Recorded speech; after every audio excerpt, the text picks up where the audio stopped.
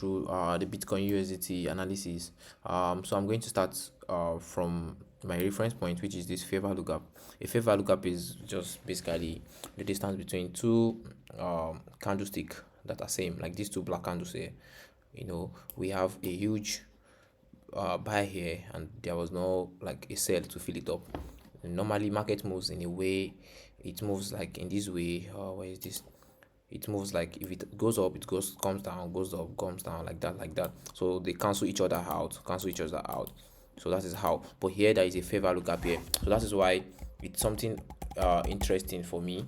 So moving away from the fair value gap, we have a bullish order block, which is also something interesting. And moving fast forward, keep note of this fair value gap here.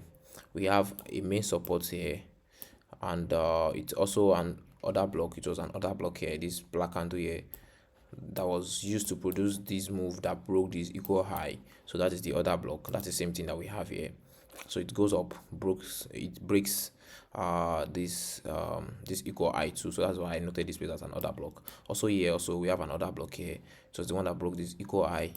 So now moving upward, we have the prices went up and created a kind of like a main resistance around here, because that was the highest Bitcoin reached at this point of time. And we had a little suck in price around here and comes down again and rallies down. So that is not really what we are really interested in talking about. So what we are really interested in talking about is this fair value gap here. This fair value gap here, because this breaker block, this bullish order block that's now a breaker block, has been mitigated, and it has been rendered invalid, at least for the time being. But something interesting is this fair value gap, like I've said, because it's now a critical zone, in that it was not feed, and it went upwards, downwards, and feed it right here by this great move that happened over the night that day, on the 10th. I think it was on the 10th of October, when China pulled out most of their funds in Bitcoin, and the market came down and feed this fair value gap. So where did it fill it up to? We'll find out now. Oh, sorry. Oh, escape. We'll find out now. We'll find out using our Fibonacci ratio. So I'm going to drop this Fibonacci ratio around this place, and here we could see that it filled it up to the 0.382 percentage of the Fibo, which means it has completed filling it. Most market does not draw back 100%, or they draw back as they don't drop out to 0%. They draw back as somewhere around 50 to 3.82. So that is why that price is something interesting for that zone rather. So now again, after the market went up, we had another quick price drawback into this point. And what did we see here? We saw a doji candle here. You can see this doji candle here. It's something very interesting. Also, this doji candle, it shows like the strength of the buyers and the sellers. So it shows like the market was equally contested between these two participants. And so moving forward, so I'm trying to bring us from where I am coming from. Moving forward, okay, we had an equal high here. Where is it? Okay, equal high here. So there's an equal high here. No, yeah, there's an equal high here, and also we have a temporary equal high also here.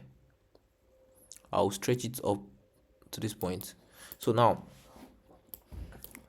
what does this mean for us?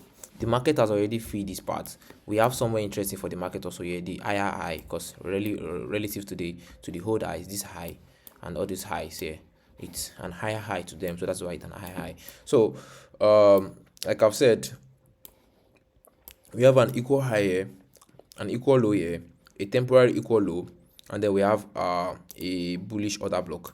Now the market came down like this, and it went into this zone, which is now a critical zone for us, and then it went up, came down again, went up, created an equal high with this place, then came down again, retested this low here. No, they're in the same zone, and went up. But why going up? It created an order block for us, this black candlestick. I could have picked this, but it's not really relevant, so we'll use this huge one. this more this candlestick here, this black one.